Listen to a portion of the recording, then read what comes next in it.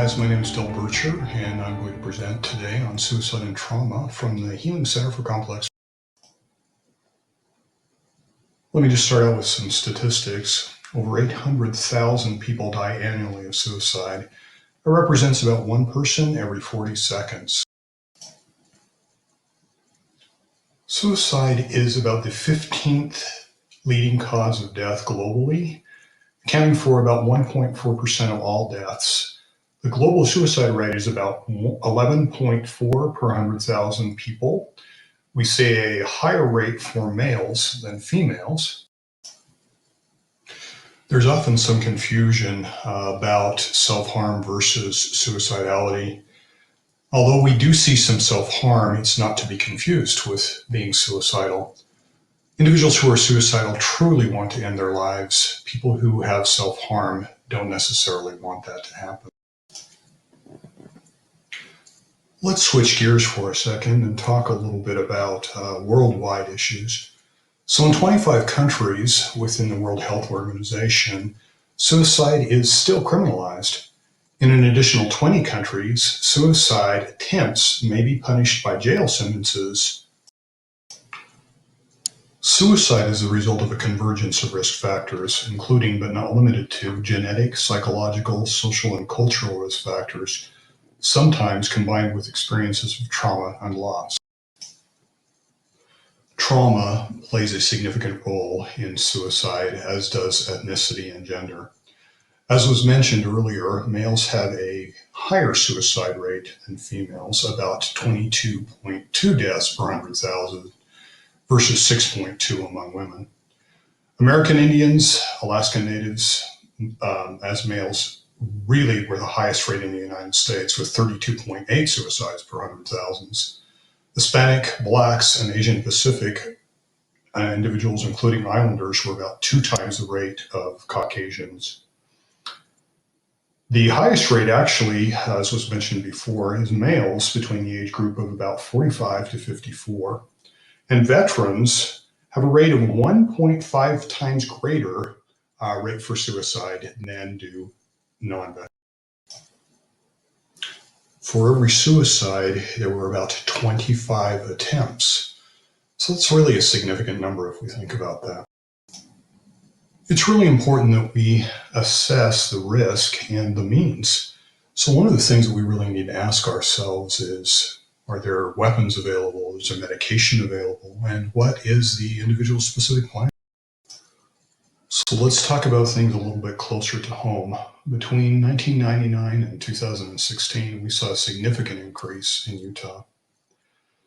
The most healthy state, it was actually Montana. So what can we do if we suspect individuals that we care about are contemplating suicide? The first thing we want to do is ask questions. People used to think that asking about suicide would increase the rate. We know now that that's not the case. Simply reaching out, letting someone know that you care about them, watching if they are tending to isolate more often than they had. Look at sleep patterns. If an individual is sleeping more frequently or for longer periods of time, simply ask the question. We know a few more things. If an individual is involved in a domestic violence situation, when they are leaving is the most dangerous time, and they could be at risk for not just suicide, but homicide as well. Besides asking a person if they're thinking of suicide, one of the key things that we want to do is take a look at if there's a member of their family who's previously suicided, or if they're at the point where they seem to be doing fine and are actually giving away some of their possessions, then we need to take some immediate action. 135 people are affected by each suicide death. This equates to 108 million people bereaved by suicide worldwide every year. Relatives and close friends of people who die by suicide are a high-risk group for suicide due to the psychological trauma of suicide loss, potential shared familiar environmental risks, suicide contagion through the process of social modeling, and the burden of stigma associated with this loss. We do know when we're looking at trauma that there are some specific groups who are at much higher risk.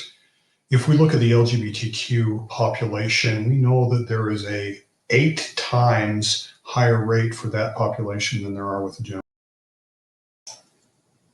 While no one has all the answers, we do know that effective suicide prevention strategies need to incorporate public health policy strategies and healthcare strategies incorporating measures within the strongest evidence of efficacy. Those things indicate restriction of access to lethal means, which means not just the identification of lethal means. It's more than is there a gun in the house. We must ask questions about their plan. What are they thinking about using? Do they have access to the tools that they may use for self-harm? Think prescription medication, firearms, a car, etc. And then we need to do more than just assume that they don't have the combination to the gun safe. In addition, one of the things that we know works are treatment of depression, ensuring chain of care, and school-based universal prevention.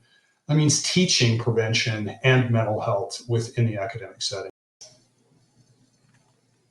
Perhaps the biggest thing that we can do to help to prevent suicide is remember the importance of the community. We're all part of a community linked by family, friends, work colleagues, neighbors, teams. Sometimes we become isolated and disconnected from our communities. We have a responsibility to support and empower those who become vulnerable in our community. I'd like to end with two simple things. The suicide prevention hotline is 1-800-273-8255. We have a lot to learn from people with lived experiences of suicidal behavior or suicide bereavement. One of the most excellent resources I've found is called What I Learned from My Husband's Suicide, a TED Talk by Lori Pritchard. I believe that we have a link attached, and I would encourage you to watch that as well. Thank you for your time.